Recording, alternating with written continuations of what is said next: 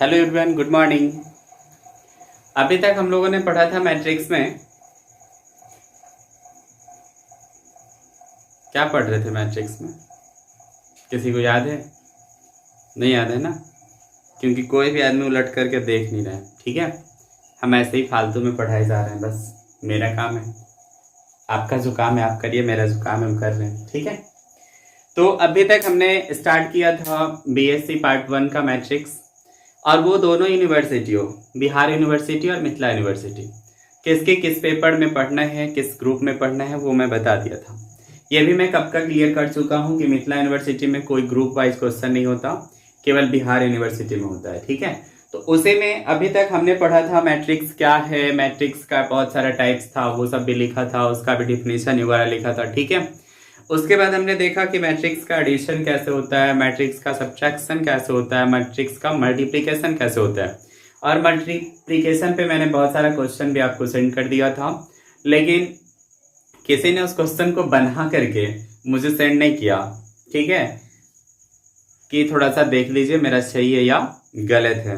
ठीक है, तो कोई बात नहीं है, वो आपकी मर्जी है। अभी हम लोग मैट्रिक्स का ही नेक्स्ट चैप्टर पढ़ने चल रहे हैं, जिस चैप्टर का नाम है ट्रांसपोज।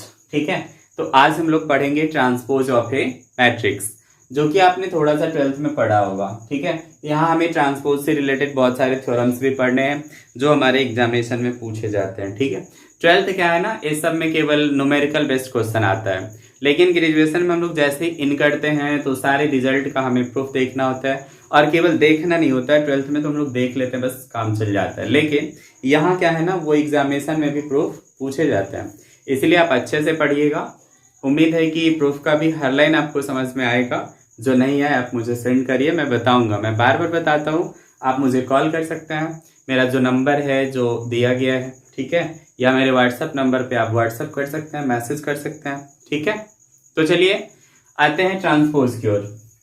कह रहा है if row changes into corresponding columns.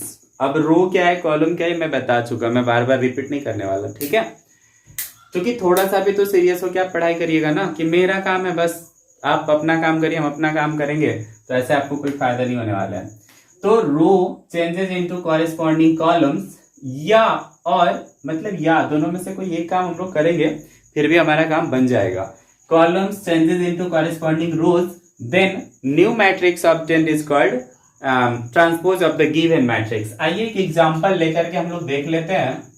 मान लीजिए कि ए हमारा कोई मैट्रिक्स है 2 3 -4 0 1 2 1 9 6, ये हमारा एक मैट्रिक्स है।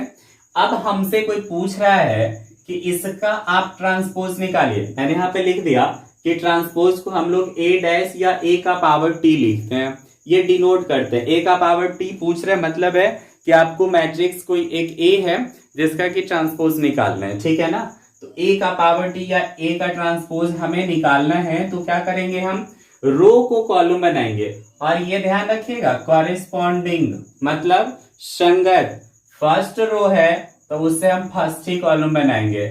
ऐसा नहीं कि फर्स्ट रो को उठा लिया थर्ड कॉलम में लिख दिया, फिर सेकेंड को उठा लिया फर्स्ट में लिख दिया, ये कभी नहीं करेंगे। ये कॉरेस्पॉन्डिंग कहने का मतलब कुछ मीनिंग है।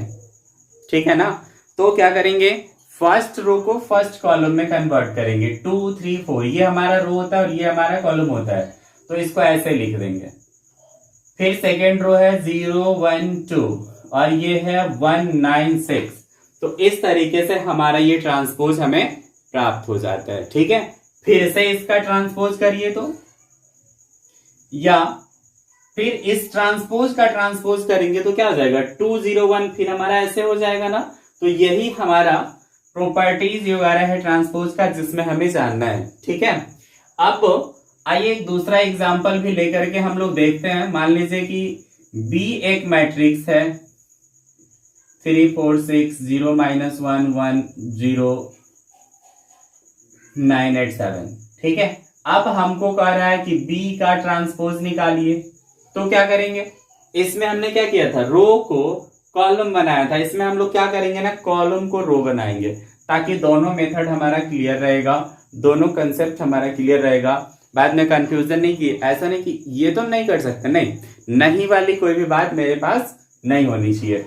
रो को हमने कॉलम बनाया था, अब कॉलम को रो बनाने चल रहे। 309 है, इसको बना दिया रो, ये बेचारे कॉलम में थे, इसको रो में लिख दिया अपनी सुविधा के अनुसार। फिर क्या करेंगे, ये सेकेंड कॉलम को सेकेंड रो बनाएंगे, फिर थर्ड कॉलम को थर्ड रो बनाएंगे। किसी को कोई दिक्कत है? फिर से आप इसका ट्रांसपोज करके देख लीजिए, ये आपको मिल जाएगा। ठीक है, तो प्रॉपर्टीज जो हमें पढ़ने हैं ट्रांसपोज का, वो कहता है कि किसी भी मैट्रिक्स का ट्रांसपोज करो, फिर से उसका ट्रांसपोज करो, तो वही मैट्रिक्स हमें मिल जाता है। ठीक है, फिर ये सी मतलब कोई एक नंबर है जिससे कि उस मैट्रिक्स के सारे एलिमेंट्स में मल्टीप्लाई है, तो उसको हम लोग बाहर भी करेंगे, तब वो उस मैट्रिक्स का मल्टीप्लाई करेंगे उस मैट्रिक्स के साथ, उसके ट्रांसपोज के साथ, तो दोनों रिजल्ट हमारा सेम होगा। मतलब सी कोई नंबर है जिसको हमने किसी मैट्रिक्स के सारे एलिमेंट में मल्टीप्लाई कर दिया और उसका ट्रांसपोज किया, तो वो एक रिजल्ट हमें मिला। फिर नेक्स्ट में क्या किया कि पहले उसका ट्रांसपोज कर लिया, फिर उस नंबर से मल्टीप्लाई किया, तो दोनों रिजल्ट भी हमारा सेम देगा। ठीक है, फिर ये जब दो मैट्रिक्स है जिसका हमने प्लस कर लिया, मतलब हमने उसका एडिशन निकाल लिया है, फिर उसका ट्रांसपोज करेंगे, तो उसके बराबर होगा कि दोनों मैट्रिक्स का अलग अलग ट्रांसपोज करके सम करेंगे, तो वो दोनों रिजल्ट हमारा सेम आएगा। ठीक है, फिर इसी तरीके से मल्टीप्लीकेशन की ओर बढ़ेंगे, तो A B, A into B, मतलब दो मैट्रिक्स है जिसका मल्टीप्लाई करके हमें ट्रांसपोज करना है, तो वो बराबर होगा B transpose into A transpose. आप बार बार ध्यान रखेंगे कि यह जो है ना, यह उलट जाता है, ए बी है तो बी और ए हो जाता है, ये हमें थ्योरम के रूप में बार बार पूछा भी जाता है। ठीक है ना, तो इस प्रॉपर्टीज सब में ये सबसे ज्यादा इंपॉर्टेंट प्रॉपर्टीज है। ठीक, यहां तक कोई दिक्कत है किसी को? नहीं है ना, तो इसका स्क्रीनशॉट लीजिए, फिर आगे चल रहे हम।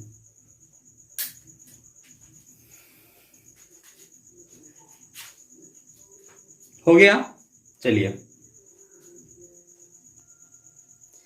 आइए अब हम चलते हैं।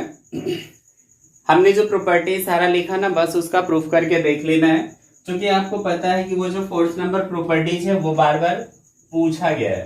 तो हम लोग चल रहे हैं प्रूफ की ओर, जिसमें फर्स्ट प्रॉपर्टीज का प्रूफ हमें पढ़ना है। यहां मान लिया कि लेट ए कोई मैट्रिक्स है, जो इसका जो ऑर्डर है ना आई जे है, ए कोई एलिमेंट है, आई मतलब आई रो को इंडिकेट करता है और जे हमारा कॉलम को इंडिकेट करता है। तो जैसे ही हम इसका ट्रांसपोज करने चलेंगे तो ये क्या दे देगा, आपको मैं अभी बताया था कि ट्रांसपोज में ये उल्टा हो जाएगा, तो जे और आई हो जाएगा ना। अब क्या करेंगे, फिर से इसका ट्रांसपोज करिए, तो फिर ये बेचारे उलट जाएंगे, तो ये हो जाएंगे आई जे।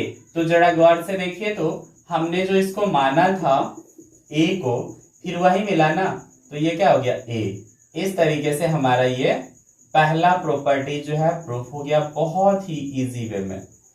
इसमें कहीं से कोई दिक्कत नहीं होना चाहिए। अब हम लोग चल रहे हैं प्रूफ करने, दूसरे प्रॉपर्टीज का प्रूफ करेंगे। तो दूसरे प्रॉपर्टीज का प्रूफ करेंगे तो ये क्या दे रहा है, हमारे पास दिया हुआ है स्केलर इनटू कोई मैट्रिक्स। फिर वही बात है कि इसका ऑर्डर जो है आई जे है। अब इस सी को जरा अंदर ले चले तो ये हो जाएगा सी आई जे। ठीक है, फिर क्या करें, इसका ट्रांसपोज करिए, इसका ट्रांसपोज करेंगे तो क्या हो जाएगा, ये जो ऑर्डर है वो रिवर्स हो जाएगा, मतलब उल्टा हो जाएगा। अब क्या करेंगे, सी को बाहर करेंगे, तो ए आई जे हमने माना था, ये जे आई क्या हो गया, इसका ट्रांसपोज हो गया। इस तरीके से हम देख रहे हैं कि ये सेकेंड वाला प्रॉपर्टीज भी हमारा आसानी से प्रूफ हो गया। ठीक है ना, चलिए अब आते हैं इसके थर्ड प्रॉपर्टीज की ओर। तो थर्ड प्रॉपर्टीज में हमें क्या दे रखा है, ए प्लस बी, और उसका ट्रांसपोज करके हमें दिखाना है कि बी का ट्रांसपोज और ए का ट्रांसपोज, उस दोनों का सम इसके सम के बराबर है। तो पहले हम दो मैट्रिक्स मान लेते हैं। लेट ए जो हमारा मैट्रिक्स है वो ए आई जे है, एंड बी जो हमारा मैट्रिक्स है वो बी आई जे है, बी आई और जे है। ठीक है, तो अब आइए इस दोनों का हम लोग सम करने चल रहे हैं। तो ये हो जाएगा aij प्लस bij हो गया। यहां तक कोई दिक्कत किसी को नहीं है ना। अब इस दोनों को हम एक साथ भी लिख ले aij प्लस bij, फिर भी हमें कोई फर्क नहीं पड़ता है। अब क्या करना है, जरा इसका हम ट्रांसपोज करके देख ले। इसका ट्रांसपोज करेंगे तो क्या हो जाएगा, ये दोनों रिवर्स हो जाएगा, aj और प्लस bji। तो आप देखिए जैसे इस दोनों अलग अलग को मैंने एक ही क्वेश्चन में लिखा था, फिर इस दोनों को अलग अलग करेंगे तो ये हो जाएगा aji प्लस bji। अब देखिए ये दोनों उलट गया है, a को हम aij माने थे, ये ji है, मतलब क्या है, a का ट्रांसपोज हो गया और ये b का ट्रांसपोज हो गया। मतलब a प्लस b का ट्रांसपोज जो होगा वो a के ट्रांसपोज और b के ट्रांसपोज इस दोनों के सम के बराबर होगा ना। कहीं से कोई दिक्कत है किसी को? है तो आप हमें बता सकते हैं, नहीं है तो कोई बात नहीं है। वैसे मुझे नहीं लग रहा कि इसमें कहीं से किसी को कोई दिक्कत होने वाला है। ठीक है तो आप बताइए, ऐसा कुछ नहीं है कि बस आप ऐसे ही रह जाइए, नहीं बताएंगे। तो आप लोग इतना प्रॉपर्टीज को कंप्लीट करिए, फिर कल हम लोग फोर्थ जो प्रॉपर्टीज है उसको प्रूव करेंगे। ऐसा इसलिए आज हम उसको छोड़ रहे हैं क्योंकि वो थोड़ा ज्यादा इंपॉर्टेंट है, ठीक ना। तो आज कम से कम इतना को आप डाइजेस्ट करिए, फिर कल हम लोग आगे चलेंगे और कल मैं आपको रिवर्सल रूल जो है ए बी का ट्रांसपोज इक्वल टू बी का ट्रांसपोज इंटू ए का ट्रांसपोज, उसको हम लोग प्रूव करेंगे। ओके ठीक है, आप इसको नोट्स करिए, नोट्स बनाइए, अपना पढ़िए, जो समझ में नहीं आया वो बताइए, फिर मैं समझाने का प्रयास करूंगा। इसका स्क्रीनशॉट ले लीजिए। हो गया, चलिए थैंक यू। फिर मिलते हैं नेक्स्ट वीडियो में। फिर वही रिक्वेस्ट कि आप वीडियो को अधिक से अधिक शेयर करें और सब्सक्राइब करने के लिए बोले, ठीक है। कहीं कोई दिक्कत हो तो आप हमें बताएं। Okay, thank you.